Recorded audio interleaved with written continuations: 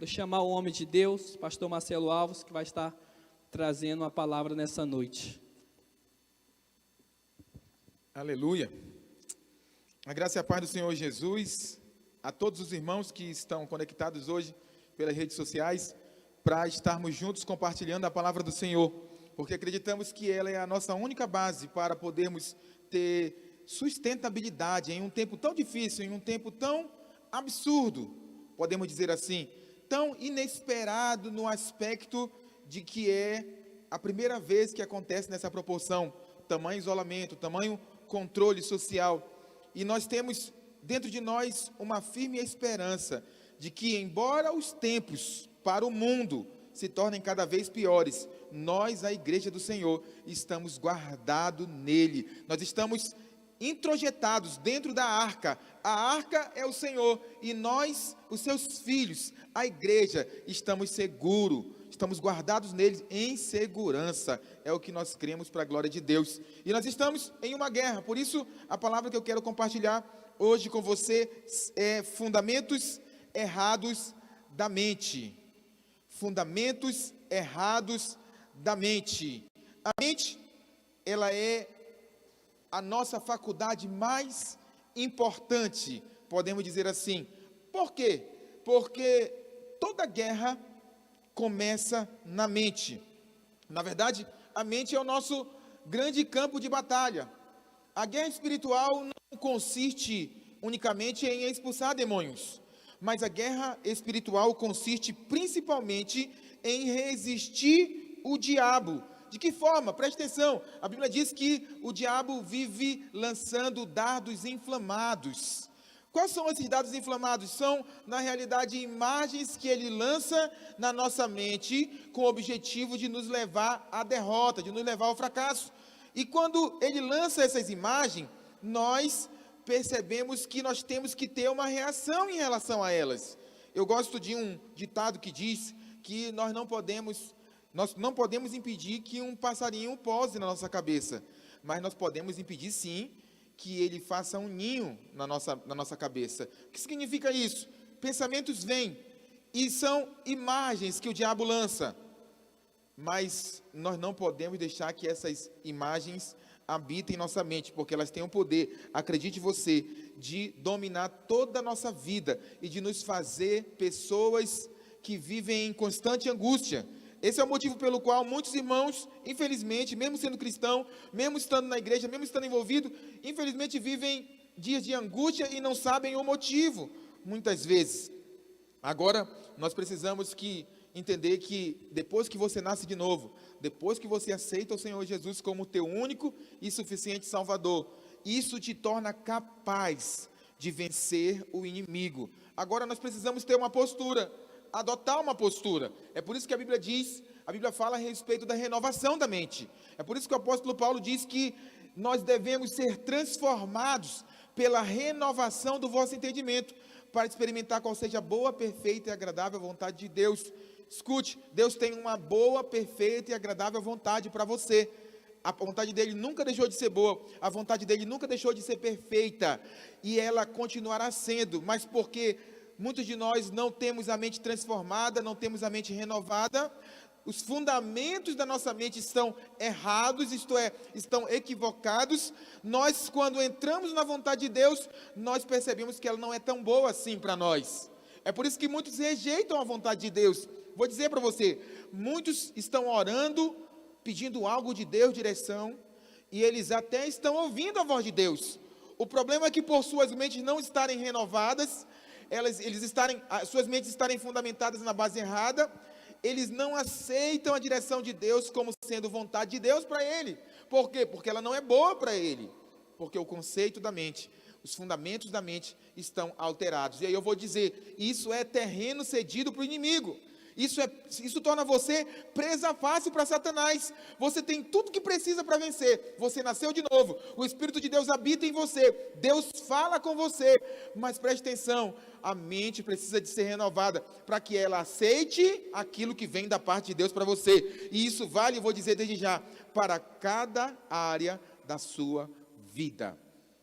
Deus tem um projeto perfeito para você, para cada área da sua vida.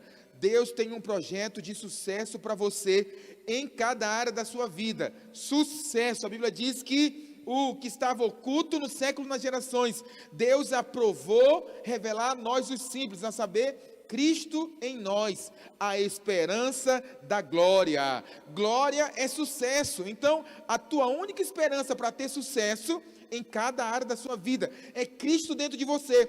Mas para você aceitar e tomar para você a vontade do Senhor, o caminho que Ele tem para você, para que você experimente do sucesso em cada área da sua vida, sua mente precisa de ser renovada. Mas qual que é o grande mistério nisso? É que esse processo de transformação da alma e de renovação da mente é um processo que perdura uma vida inteira. Quando foi que você nasceu de novo? Quando foi o dia do teu real encontro, isto é, experiência com o Senhor, para que você se tornasse filho dele? Quando foi que você creu e confessou a ponto de se tornar filho de Deus? A partir dali Deus iniciou um processo. Mas preste atenção, esse processo é o único processo que você precisa de cooperar. Você precisa de ter uma postura, e é disso que nós vamos falar nessa noite. Esse processo dura a vida inteira, mas infelizmente tem gente que fica retardado no processo. Ele retarda o processo, porque ele não tem uma postura de cooperador do Senhor nesse processo. Eu não sei se você, assim como eu, já pôde ver na vida de alguns irmãos, infelizmente tem tanto tempo de crente, mas a atitude deles finda sendo ainda infantil, imatura. E aí você vê outros irmãos que entram pouco tempo na igreja, mas eles têm uma postura adequada diante do Senhor, adequada diante da palavra do Senhor, adequada diante do Espírito de Deus, e aí eles cooperam com o Senhor nesse processo de transformação da alma, de renovação da mente, a ponto de terem suas mentes renovadas, alinhadas à vontade de Deus, e tem experimentado muito mais do que Deus tem para eles do que irmãos que já estão há tempos na igreja. Infelizmente isso acontece. Por quê? Porque o processo de renovação da mente precisa de uma postura adotada por nós como cooperadores nesse processo. Eu espero que os irmãos até aqui estejam me entendendo. Então, o primeiro fundamento errado em nossa mente, que o diabo se utiliza disso para que você não experimente do melhor de Deus na sua vida, são as imagens erradas. Existe uma sequência na nossa mente que são imagens, pensamentos, palavras e ações. Vou repetir para você: imagens, pensamentos, palavras e ações. Quando você recebe uma imagem na tua mente, e aqui nós estamos falando diretamente de imagens que o diabo lança, dardos inflamados. Quando você não resiste a essa imagem, ela se torna pensamento seu. Ela vai tomando conta dos seus pensamentos. E aí, porque ela toma conta dos seus pensamentos, aqueles pensamentos começam a gerar palavras que saem da sua boca. E à medida que você vai proferindo tais palavras, finda resultando em ações desagradáveis, ações que desagradam as pessoas, ações que desagradam a Deus, que entristecem o Espírito de Deus. Mas tudo por quê? Porque você não resistiu à imagem que o diabo lançou. Se você quer mudar o comportamento de uma pessoa, não invista no comportamento. É preciso de alterar a imagem que foi lançada. É preciso investigar qual que foi a imagem que foi lançada. Todos nós passamos por essa guerra espiritual todos os dias. E qual que é o papel do Espírito Santo de Deus para nós? Para conosco, para nos fazer vencer essa batalha espiritual, essa guerra espiritual? É nos levar a toda a verdade. É nos levar a ver como Deus vê a nosso respeito. Como Deus nos vê. Preste atenção, tem um exemplo muito clássico na Bíblia, é o exemplo de Abraão. Deus, ele fez uma promessa a Abraão. A promessa é de que ele faria de Abraão pai de multidões. Ele mesmo faria. E aí, quando ele vem ter com Abraão, e Abraão está reivindicando aquela promessa diante de Deus, reclamando ali que o único herdeiro que ele tem era um escravo, né, Damasceno ali na casa dele, e que a promessa não estava cumprindo, o que Deus fez? Deus levou ele para fora da tenda, pediu que ele olhasse as estrelas, pediu que ele olhasse a areia. Presta atenção, é o oposto de Satanás. Se fosse o diabo lidando com Abraão, ele estava dizendo: Abraão, veja bem, quantos anos você tem? Você tem quase 100 anos e a promessa não se cumpriu. É lógico que a promessa não vai se cumprir, porque você está velho, Abraão. Presta atenção que a imagem que o diabo coloca, embora seja um fato de que Abraão já era velho, a imagem que ele coloca tem como objetivo gerar pensamentos na mente de Abraão negativos, gerar palavras na boca de Abraão, como ele mesmo falou. Ele disse: mas o único herdeiro que eu tenho é o Damasceno Eliezer. O que ele está falando? Ele está falando como que vai cumprir a promessa. Mas o Espírito de Deus vem e faz diferente. Diz: Abraão, conta as estrelas. Abraão, conta a areia, olha, se é que podes contar, pois assim eu te digo, assim será a tua descendência. O que Deus fez ali? Desconstruiu uma imagem que o diabo tinha colocado na mente de Abraão, e que tinha gerado pensamentos, e que tinha gerado palavras na boca de Abraão. Ele estava desconstruindo e colocando uma outra imagem, a imagem de alguém que de fato seria pai de multidões. Por que Deus se importa com as imagens da nossa mente? Preste atenção, há uma tendência em nós, em relacionarmos com a imagem. Você já ouviu falar em estereótipo? O que é o estereótipo? É quando nós definimos algo a respeito de uma classe de pessoas. Nós definimos algo. Por exemplo, você de repente é um jovem solteiro, e aí você ouve todo homem casado dizendo: poxa, toda mulher é chata. Isso é um estereótipo. E aí você casa e entra no teu casamento considerando que é um fato que tua mulher é chata. E aí o que você tem dentro de casa? Uma mulher chata. Mas isso é apenas um estereótipo. Configurou-se que a classe feminina é chata, e você creu nisso, e aí relaciona como se fosse. Por quê? Porque uma imagem foi gerada na sua mente. Isso é estereótipo. Nós temos uma tendência de relacionar. Só que isso é um grande problema, porque o diabo é o pai, o rei do estereótipo. O rei do preconceito. Ele não permite que você experimente antes de julgar dentro da tua mente o teu próximo. E aí você tem problemas de relacionamento por causa disso. E isso piora, isso agrava quando isso diz respeito a Deus, porque você considera Deus de uma forma, e aí acha que está relacionando com Deus, na verdade não está.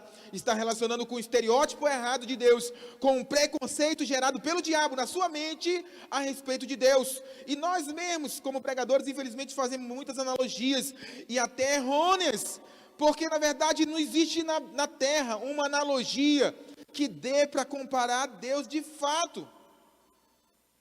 Por exemplo, quando nós chamamos Deus de Pai, a nossa mente instantaneamente começa a extrair, ainda que inconscientemente, ela procura extrair as características de Pai que você tem, que nós temos, os conceitos de Pai que nós temos. E aí, quando nós comparamos o nosso Pai celestial com o Pai terreno, todos nós tivemos experiências negativas com nossos pais. Não existe um pai na terra que dê para comparar com o Pai celestial. Então, entendeu? Aqui nós temos um problema. Porque isso significa que muitos de nós podemos estar relacionando com Deus na perspectiva equivocada, no fundamento errado a respeito de Deus. Você vê isso claramente na vida, na parábola dos talentos, na vida daquele servo, que a Bíblia diz que ele é o servo mau e negligente. Vou ler apenas o versículo 24 do texto. A parábola se encontra no capítulo 25 do livro de Mateus. O texto diz assim: chegando por fim, o que recebera um talento, disse: Senhor, sabendo que és homem severo, e que ceifas onde não semeastes, e ajuntas onde não espalhastes. Olhe para cá. O texto não diz: Senhor, eu pensava que tu eras.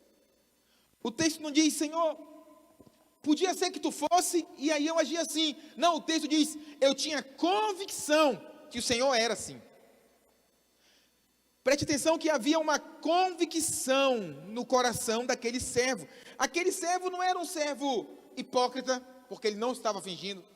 Aquele servo não era um servo, como eu posso dizer, que estava indo contra aquilo que ele cria. Não, muito pelo contrário, as ações dele estavam completamente alinhadas com o que ele cria, com a perspectiva que ele tinha a respeito de Deus. Esse foi o problema dele, mas o que a Bíblia diz a respeito dele? Ele foi tido como servo mau e negligente. Mau por quê? Porque no dia em que você nasceu de novo, o Espírito de Deus passou a habitar dentro de você. O Espírito de Deus, ele tem, entre muitas simbologias, a luz como símbolo. A luz. Tu sabe o que é? Você quer saber o que é a luz? A luz é a ausência de trevas. E trevas aponta para engano. Então imagina você que de repente tudo aqui se apaga. Você tem uma imagem de como estava aqui. Que o púlpito estava aqui, o aparelho estava aqui, a mesinha estava aqui, a água estava aqui. Mas a luz apagou repentinamente. E aí alguém te faz uma pergunta na sala escura. Aonde está a garrafa d'água? Você vai dizer, está em cima da mesa. Aí a voz pergunta, aonde está a mesa? Me mostre, me leve até a mesa. Aí você vai tentar apalpar a coisa com base naquilo que você tinha na mente. E aí quando você começa a errar, de repente vem alguém e acende a luz novamente. Esse é o papel do Espírito Santo. A Bíblia chama o Espírito Santo de Espírito da Verdade, que nos conduzirá a toda verdade. Existe uma filosofia uma filosofia sofista, na verdade, de que a verdade pode ser qualquer verdade, desde que se tenha argumento para provar que é verdade. Pensa num negócio diabólico. Eu vou dizer, a verdade só é uma. A verdade, inclusive, é uma pessoa. O nome dela é Jesus. Foi ele que disse, eu sou o caminho, eu sou a verdade, eu sou a vida. Não caia nesse besterol de que porque você adquiriu alguns conceitos e aprendeu alguma coisa, ainda que seja da própria Bíblia, você já detém a verdade. Não, persiga a verdade, busca a verdade, e você tem um ajudador paracleto, chamado Espírito Santo, Espírito da verdade, para te conduzir a toda verdade. Por isso, se existe alguma área na tua vida, na tua mente, que está com o fundamento errado, com imagens erradas, obscurecida, sob trevas, busque a Ele, chame a Ele. Ele é a luz para te mostrar a perspectiva certa a respeito de Deus e a respeito de você mesmo. Então, quando essa imagem é comprometida, tudo passa a dar errado na nossa vida. Quando você estiver passando por algumas coisas na sua vida, que você não entendeu o porquê, acredite, Deus está querendo corrigir alguma imagem que está equivocada. Romanos capítulo 12, versículo 3. O texto diz assim, porque pela graça que me foi dada, digo a cada um dentre vós, que não pense de si mesmo além do que convém, antes pense com moderação, segundo a medida da fé que Deus repartiu a cada um. Provérbios capítulo 23, verso 7 diz, porque, como imagina em sua mente, assim ele é. Amém? Olhe para cá. O texto de Romanos fala de fé. O que é a fé? Hebreus conceitua a fé como sendo a convicção de algo que eu não estou vendo. Esse é o maior desafio da nossa batalha espiritual na mente. Porque a fé, pelo conceito bíblico, é a convicção de algo que eu não estou vendo. E na batalha espiritual, o diabo coloca imagens que estão sim alinhados com como eu posso dizer, características negativas, pessoais. E aí ele ganha poder de convencimento. Quando ele ganha com poder de convencimento, você vai relacionar consigo mesmo com base naquilo, porque o texto de Provérbios diz que assim como você pensa na sua mente, de acordo com a imagem da sua mente que você tem a seu respeito, assim você é. Você vai relacionar com você com base nisso. Mas o texto de Romanos diz que nós devemos olhar-nos na medida da fé que Deus repartiu a cada um. Qual que é a fé que tem no teu coração a respeito da tua identidade? Lembrando que a fé é uma resultante de ouvir a palavra de Cristo. É ela que produz fé, a palavra que produz uma imagem de Deus e uma imagem de você em Deus, que é o que vai te fazer vencedor. O princípio de toda vitória está exatamente nisso, nessas duas coisas, na imagem que você tem de Deus e na imagem que você tem a respeito de você mesmo nele. Como assim nele, pastor?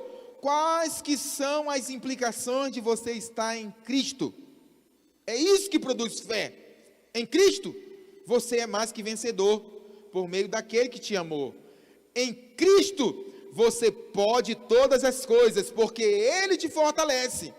Em Cristo, você tem direito à sabedoria que vem do alto, porque quem quer, peça a Deus, que a todos dá, diz a Bíblia, deliberadamente. Em Cristo, você pode ver o impossível, você pode ir além das coisas que estão diante de você, você pode ter olhos espirituais abertos. Em Cristo, você pode viver por uma perspectiva eterna. Em Cristo, você pode transcender esse mundo natural. Quando todas as pessoas analisam de uma forma natural, você, porque você está em Cristo, preste atenção, você pode ver as coisas espirituais e se comportar de acordo como a Bíblia diz que você tem que se comportar quando diz respeito a essas coisas espirituais, porque você em Cristo, irmãos, olhe para mim, é espiritual. Preste atenção. Nós temos um outro exemplo, agora um exemplo negativo, muito clássico também. É quando Moisés enviou 12 espias para investigar a terra. Antes de ler o texto, você precisa lembrar que Deus já havia dito como a terra era. Então já havia uma palavra da boca de Deus. O que Deus disse da terra? Primeiro, a terra é boa. Então qualquer coisa, qualquer imagem, qualquer circunstância que falasse contra o fato de que a terra é boa, já era voz do diabo, já era imagem lançada na mente. Deus falou, a terra é boa. Outra coisa que Deus disse, a terra mana leite e mel. A terra foi preparada pelo próprio Deus, era a terra que Deus havia prometido há mais de 400 anos, e agora ele estava na eminência de cumprir a promessa. Então eu tenho aqui 12 espias que estão saindo rumo à terra para averiguar como era a terra. Mas preste atenção, o homem natural, que eram os 10 espias incrédulos, na mente dele eles iam verificar se a terra era verdadeiramente boa, porque eles ainda iam checar se o que Deus está falando era verdade. Tem muita gente assim, tem muita gente que Deus liberou a palavra, tem muita gente que a revelação veio, tem muita gente que o Senhor falou diretamente, falou através de alguém, falou através da palavra, ele tem uma palavra, mas preste atenção, ele ainda está checando, se o que Deus falou é verdade. E aí o diabo sabe disso, aí o diabo lança circunstância, lança uma imagem, para contrapor o que Deus falou. Se apegue no que Deus falou.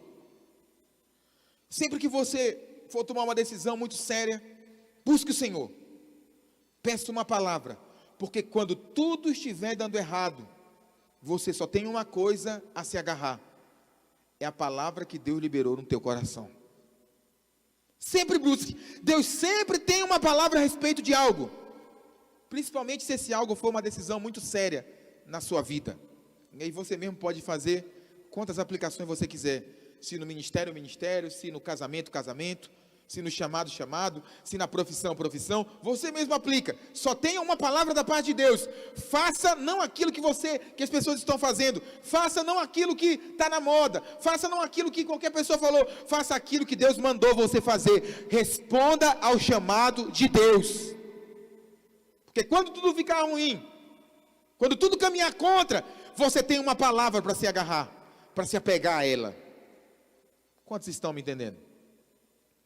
Então, 10 dos espias estavam indo checar se a palavra era verdadeira. Esses são os incrédulos. Era povo de Israel? Era povo de Israel. Eram cristãos aqui? Eram cristãos.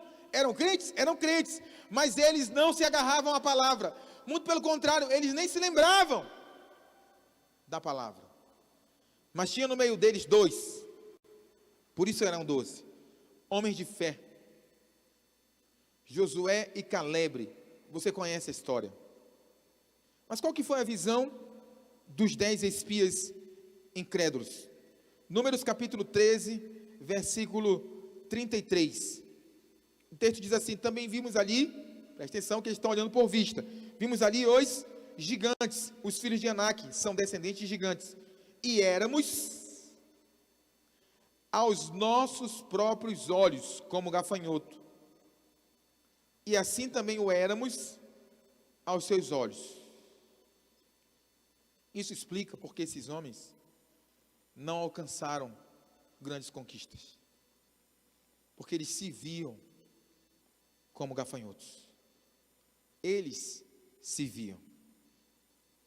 Eu não sei se você em algum momento teve curiosidade de ver a forma de buscar, de investigar na Bíblia, a forma como Deus fazia o povo de Israel vencer as batalhas. Geralmente era com um número bem reduzido no exército. E muitas vezes, antes mesmo de começar a batalha, o exército inimigo ficava desbaratinado e saía correndo em fuga. Por que isso acontecia? Porque Deus colocava um olhar no inimigo de grandeza em relação ao povo de Israel. Então, o exército inimigo via o exército de Deus como algo muito grandioso e por isso o temia.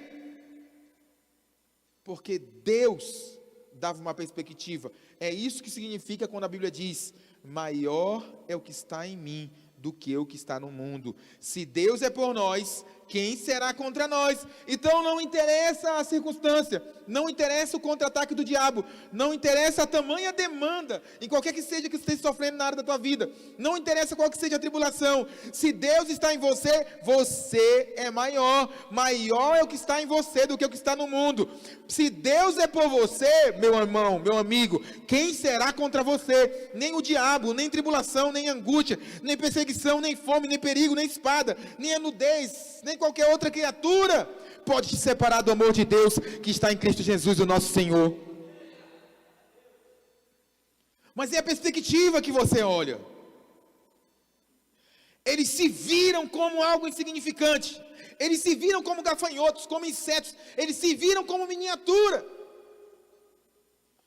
Você é um gigante em Deus, você é grande. Tudo que você for fazer, faça no nome de Jesus. Sabe por quê? Porque o diabo reconhece o nome de Jesus. O diabo reconhece a grandeza do nome de Jesus. Porque está escrito no livro de Filipenses: pelo qual Deus também o exaltou sobremaneira, que lhe deu o nome, que está acima de todo nome, a qual diante desse nome, todo joelho se dobrará, nos céus, na terra e embaixo da terra, inclusive os joelhos do demônio, o joelho do diabo tem que se dobrar diante dele, para a glória de Deus Pai. Ele é grande, o nome dele é grande, Tudo que você for fazer, faça no nome de Jesus, faça chamado por Ele, faça, porque se você for no nome dEle, o inferno tem que reconhecer que o grande da história é você, porque você veio em nome dEle. Mas esses 10 espias se enxergaram fora de Cristo, e aí por isso se enxergaram insignificantes. Se te falta fé para crer nisso, vou te dar aqui um exemplo básico. Você quer saber o valor das coisas? Você quer saber o valor das coisas? Olhe para o preço. Então você vai numa prateleira de um mercado, vê o produto. É muito fácil você ver. Por exemplo, eu sou uma pessoa que eu não consigo comer maionese dessas compradas de mercado se não for Hellmann's. Não dou conta de comer. Eu não sei se você no teu paladar consegue fazer a distinção dos 2 sabores. Eu não dou conta de comer. E até se alguém fizer uma maionese e não colocar Hellmann's nela, eu posso até dizer que está gostoso, mas é só para agradar. Porque só tem uma maionese saborosa, dessa de mercado, claro, não estou falando da caseira. É Hellmann's. Aí você vai no mercado, aí tem uma fileira ali, um número, não vou nem falar o nome aqui para não parecer que eu estou fazendo propaganda aqui. Uma variedade enorme. Uma é 1,25, outra é 1,15, outra é 1,2, outra é 1,12. Mas Hellmann's não, Hellmann's é R$5. A menor embalagem, o menor frasco, o frasco mais fajuto que tem, Hellmann's é R$5 no mínimo. Por quê? Porque Hellmann's. Estou brincando. Porque é o que tem valor, é o que se valoriza, é o preço que se paga que diz o valor das coisas. Quer saber o valor teu? Olha para o preço que está na prateleira. Pastor, eu não estou na prateleira. Claro que você não está. Alguém já foi e já pagou o preço por você. Já te comprou da prateleira. Sabe qual era o preço que estava? O salário do pecado é a morte. Foi por isso que Jesus veio, para morrer a tua morte, para que você vivesse a vida dele. Ele disse para você, eu vim para que você tenha vida, e vida em abundância. Esse foi o preço, ele pagou com a própria vida dele, ele morreu a sua morte. Sabe o que significa uma vida em abundância? Não é só você subsistir nessa terra. Uma vida em abundância é uma vida feliz. O que está faltando para você ser feliz? Vou dizer, se você ainda não é feliz, é ter a perspectiva certa de quem você é em Jesus. Do que significa você estar nele? Significa que ele pagou o preço, derramando todo o sangue dele na cruz do Calvário, só para ter você. É esse o preço que você vale, e o diabo sabe que você vale esse preço, e o diabo sabe que ele já pagou por você, e que ele já te comprou, preço de sangue. Você é a joia mais cara que tem no universo. Simples assim. São dias de vitória para você. Deus tem dias especiais para você. Viu o testemunho dos irmãos? Tem muita gente perdendo emprego. Os que têm a perspectiva certa estão recebendo emprego. Deus tem algo bom para você. Deus tem uma porta aberta diante de você nesses dias. Vou aproveitar para contar um testemunho meu aqui. Vou contar até para os irmãos aqui. Estava conversando com o Rafael outro dia sobre financiamento de casa. E você sabe, no final do ano nós temos a prática de entregar nossas primícias na virada do ano, na igreja. E eu escrevi algumas coisas no envelope que eu achava assim, Rafael, surreal acontecer. Eu botei assim um montão de coisa mesmo que era para desafiar mesmo. Dentre elas, uma é a colação de grau da minha esposa, né? Em nome de Jesus, no final do ano ela vai estar colando grau. A minha era ter os 2 períodos da minha faculdade, que eu estou fazendo, concluídos e pagos. Então, estou fechando o primeiro. Já praticamente passei. Eu peguei 4 9s e 2 10. Diga-se de passagem. E já estão pagos.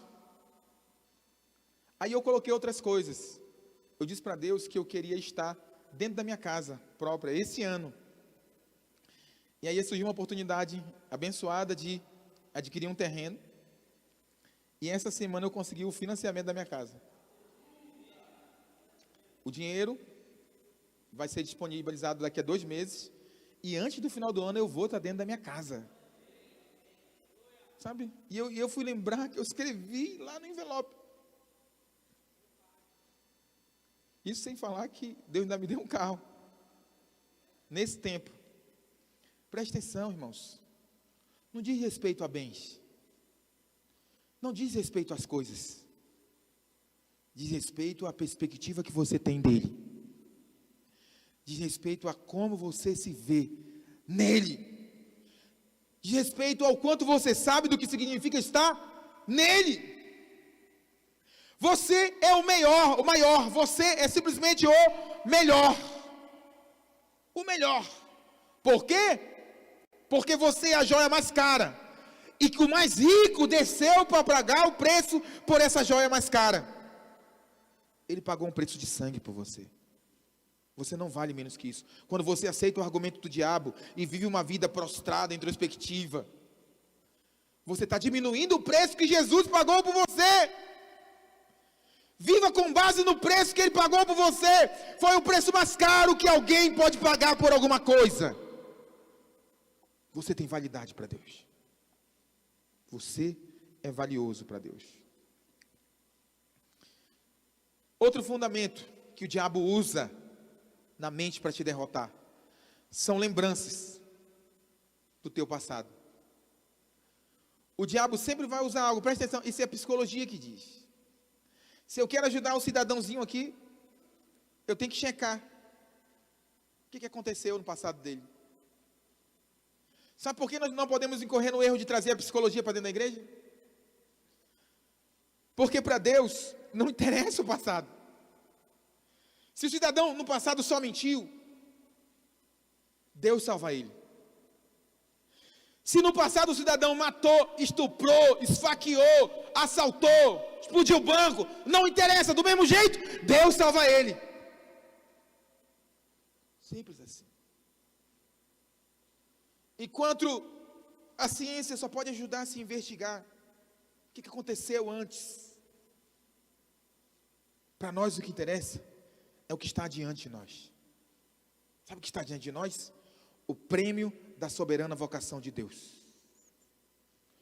Filipenses capítulo 3, verso 13, Paulo diz isso: irmãos, quanto a mim, não julgo ao vê-lo alcançado, mas uma coisa faço, esquecendo-me das coisas que ficam para trás, avançando para as que estão adiante de mim. Existem muitas coisas boas de Deus para você experimentar. Por que muitos não experimentam? Porque eles estão agarrados a uma imagem.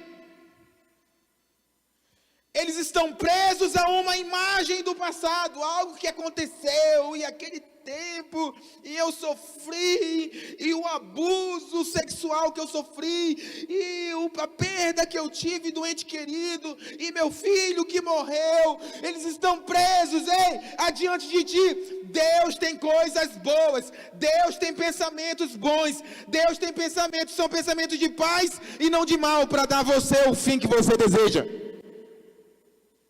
Mas não está atrás. E o diabo fica pegando imagens do teu passado e trazendo para a tua mente hoje. E você fica relacionando com essas imagens que tornam a tua vida atrasada. Preste atenção, faça como Paulo. Você ainda não alcançou, mas faça uma coisa e somente uma coisa: prossiga para as coisas que estão adiante de você. Se desgrude, se desprenda, se largue das coisas que estão para trás. Não interessa, eu sei que muitos de nós sofremos coisas absurdas e até fizemos coisas absurdas, mas para Deus não interessa o passado. Encontrou Jesus, o que interessa é o destino, é o futuro. O teu futuro é o céu, o teu destino é reinar com o Senhor. Existem coisas grandes para você, adiante de você, em Cristo Jesus. Essa é a perspectiva. O diabo tem brincado com muita gente, e muitas dessas pessoas têm buscado na igreja um atendimento psicológico. Tem gente que prefere. Eu lembro uma vez, um irmão lá no Acre, eu estava no carro, minha esposa estava do meu lado, ele chegou na janela, cumprimentou e disse: pastor, eu quero conversar com a senhora. A Bruna ficou toda errada, falou assim: mas meu marido, falou: não, seu marido é pastor, mas pelo menos a senhora é psicóloga. Na minha cara. Mas por quê? Porque essa é a mentalidade do mundo, e muitos cristãos têm aceitado, e o diabo tem brincado. Tem irmãos que passam por várias experiências, vários eventos e até encontro com Deus, mas não são curados. Por que não são? Porque eles estão presos ao passado. Sabe o que é Jesus? Jesus é algo que diz respeito ao teu futuro. Sabe o que é o diabo? É algo que diz respeito ao teu passado. Toda vez que você se prende ao passado, eu vou dizer, você está preso a ele, ao diabo. E ele utiliza-se dessas imagens, dessas coisas que aconteceram, que você sofreu ou fez no passado. E você fica a tua vida atrasado, não rompe, não vence, não conquista. Por quê? Porque está preso. Mas em Cristo, tudo que tem de bom para você, está diante de você. Busque isso, siga para o prêmio da soberana vocação de Deus, em Cristo Jesus, o teu Senhor. Terceiro fundamento, é uma mente passiva. Filipenses capítulo 4, verso 8, diz assim: finalmente, irmãos, tudo que é verdadeiro, tudo que é respeitável, tudo que é justo, tudo que é puro, tudo que é amável, tudo que é de boa fama, se alguma virtude há e se algum louvor existe, seja isso que ocupe o vosso pensamento. O que Paulo está dizendo? Você deve encher o teu pensamento. Mente vazia, oficina do diabo. Isso é verdade. Paulo está dizendo que você tem que ocupar. Viu que algo é respeitável? Coloca na sua mente. Viu que algo é verdadeiro? Coloca na sua mente. Viu que algo é justo? Coloca na sua mente. Viu que tem boa fama? Traga para você. Se houver alguma virtude, e se tiver algum louvor, traga para você. E aí você ocupa a sua mente. Por que você acha que essas religiões ocultistas, elas sugerem que você fique com a mente estável, suspensa? E eles dizem nas sessões espíritas: não pense em nada nesse momento, esvazie sua mente. Não é essa a frase? Sabe por quê? Porque quem usa a mente vazia é o diabo. Cristão que é cristão, ele se posiciona. A palavra da verdade existe para você se posicionar, para você tomar a posição. Jeremias capítulo 29, verso 13, te dá uma postura que você deve tomar em relação ao Senhor, para poder alcançar a vitória. Buscar-me-ei e me achareis, quando me buscardes de todo o vosso coração. Lucas capítulo 11, verso 9 diz: por isso vos digo, pedi e dá-se-vos-á, buscai e achareis, batei e abre-se-vos-á, pois todo que pede recebe, todo que busca encontra, e todo que bate, abre-se-lhe-á. Tudo tem ação. Tudo na vida cristã, para se vencer, tem ação. Nós falamos muito de descansar em Deus, mas não confunda descansar em Deus com passividade. Se você emprestar a tua mente ao diabo, ele vai te derrotar. Enche a sua mente com as coisas que vêm do alto, porque você é cidadão do alto. Uma postura. A Bíblia nos propõe uma postura. Aleluia. Quarto e último fundamento, que o diabo se aproveita para ganhar terreno na sua mente, são confissões erradas. Como eu falei no começo, imagem, olha a sequência: imagem, pensamentos, confissões. Quantas vezes você tem aberto a boca para liberar palavras que até estão alinhados com o que está acontecendo ao teu redor, que até tem concordado com coisas que de fato são fatos, tribulações, mas você tem aberto a boca. Preste atenção, ainda que algo seja fato, se não estiver alinhado com a verdade, não é verdade.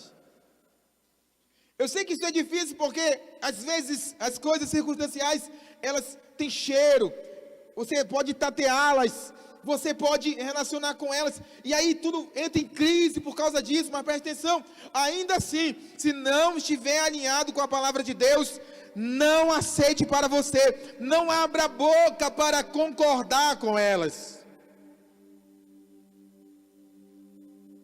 Abra a boca somente para concordar com o que o Senhor falou para você. Lembra da tentação que Jesus sofreu?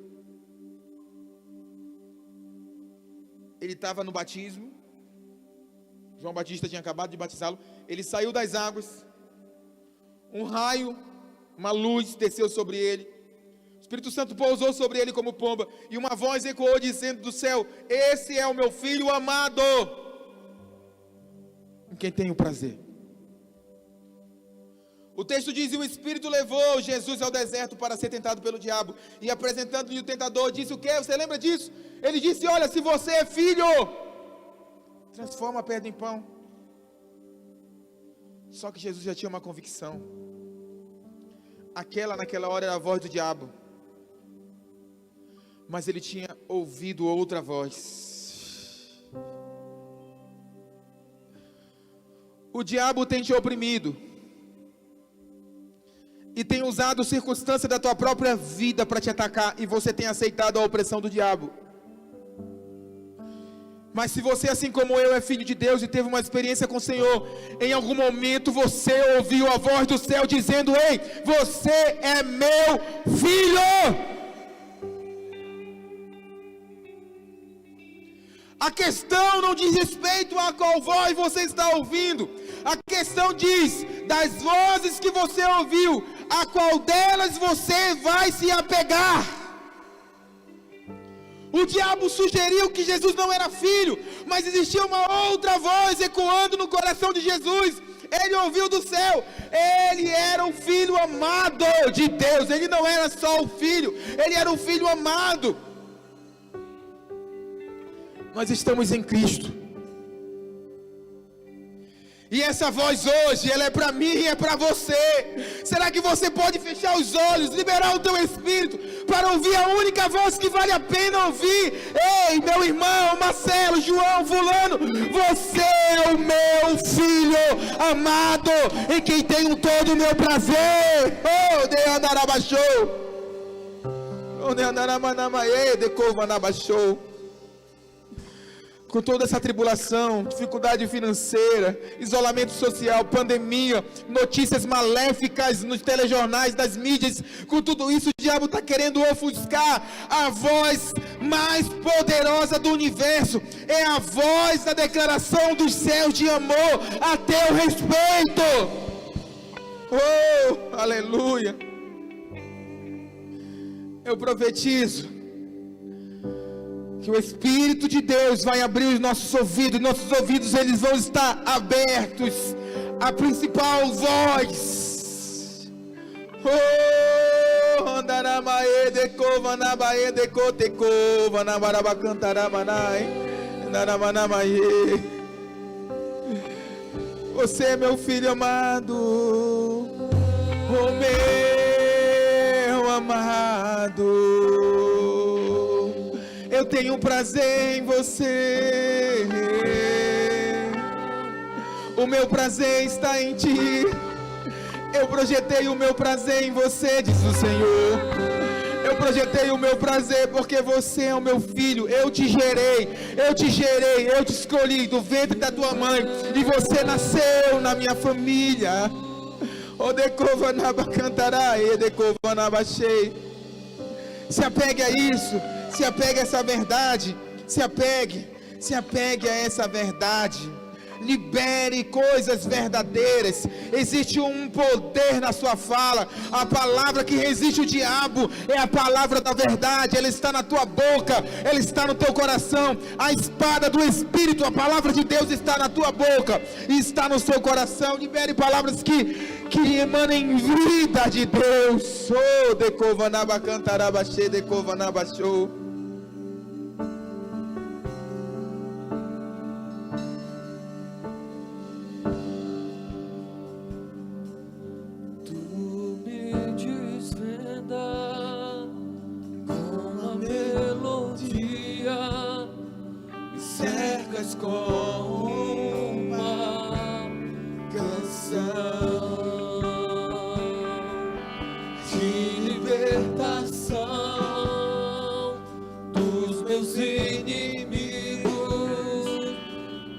todos os meus medos se vão.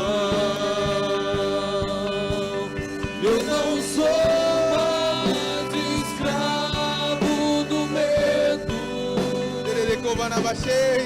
Eu sou filho.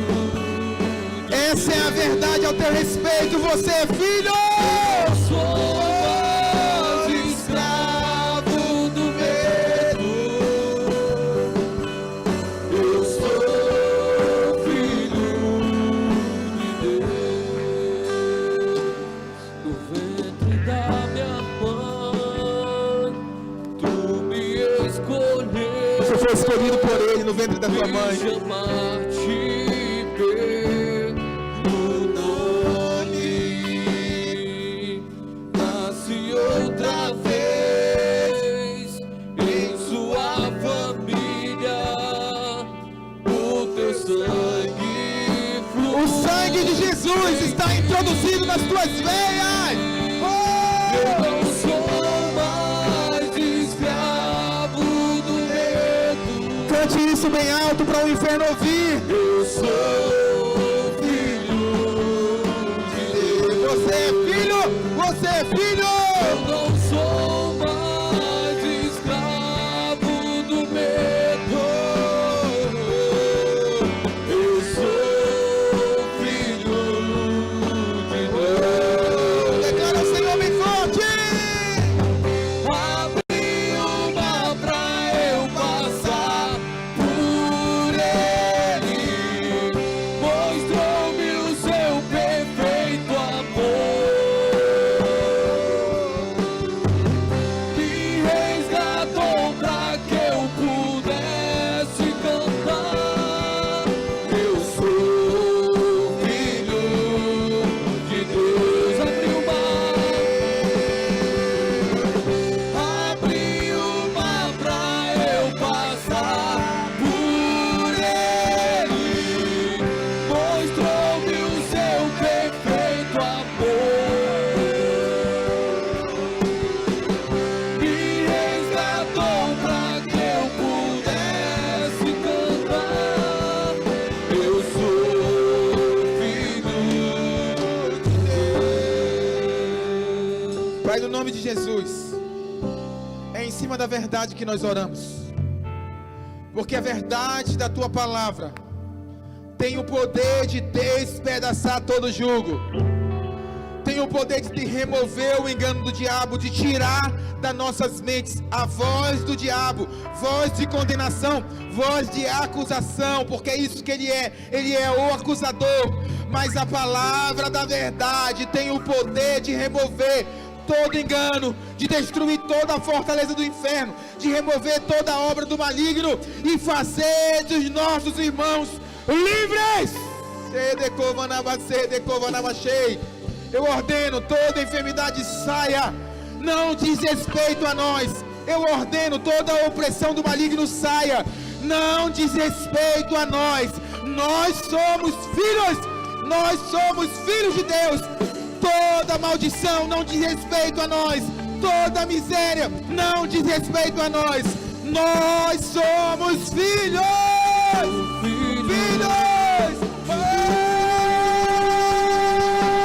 Eu sou filho.